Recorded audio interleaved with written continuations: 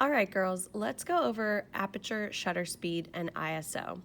So this chart that you have right here really clearly shows how aperture, shutter speed, and ISO all work together to affect exposure. And exposure is how bright or how dark your photograph is. So if we take a look at this, you can see that over here, if you do all of these settings, your photo will be very, very, very dark, probably completely black. Over here, if you do all of these settings, your photo will be completely white. It'll be so light. So we need to adjust these things to get the exposure that we want and some of the cool effects that we want. So let's start with aperture. Aperture is measured with this F number, and aperture is the size of the opening in your camera. So you can see that as the opening gets bigger, obviously more light is able to get in through that big opening, and that would be f1.4. The reason a big opening has a small number is because this is actually a fraction, so it's really f over 1.4, and so that's a larger number than, say, f over 32. So that's aperture. Aperture over here would be very dark. Over here it would be very light. The other cool thing that aperture affects is how blurry your background is. And on an iPhone, we would call this portrait mode. So if you want that really cool blurry background, you would want an aperture like f over 2 or f over 1.4. That would be a really nice blurry background or a blurry foreground, which would be a shallow depth of field. And it would be a very bright photograph as well. So that's aperture.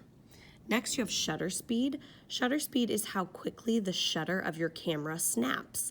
And this really impacts whether or not you capture motion.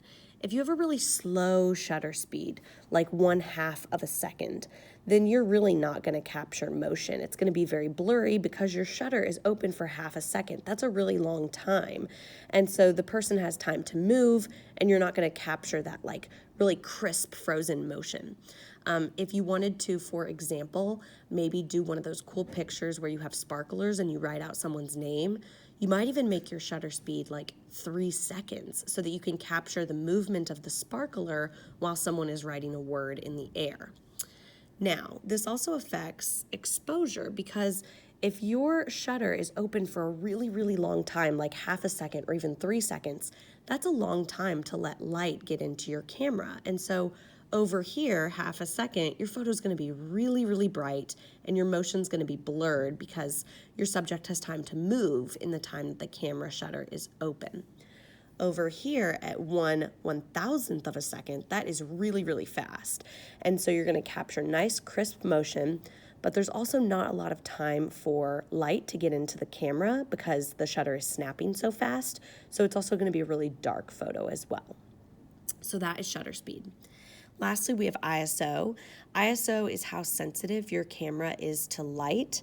And so down here at ISO 50, that would be really, really dark. But the higher you go with this number, the more light your camera is going to pick up. And so at something like, ISO 25,000, which most cameras won't go that high, but that would be a really, really bright photo.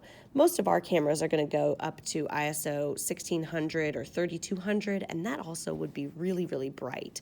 The only issue with this is that the higher you go, the more grainy your photo gets. So it'll be really bright, but it will have a grainy quality.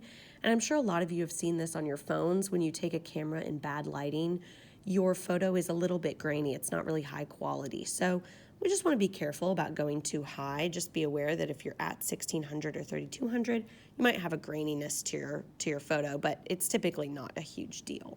So that is ISO. This would be pretty dark. This would be pretty bright. So if I'm inside, like in the hallways of school shooting a photo, usually I'm going to be at like ISO 800 or 1600 because the hallway is so dark that I really need my photo to be a little bit more light and my camera to be more sensitive to light. But if I'm outside, I'm going to definitely be at like ISO 100 because usually it's so bright outside. All right, hopefully that's helpful, girls. You can adjust all of these things to make your photo darker or lighter, and you can also make adjustments to have some cool effects, like a nice blurry background, or maybe frozen motion or blurred motion, depending on what feature you want to highlight in your photograph. All right, good luck.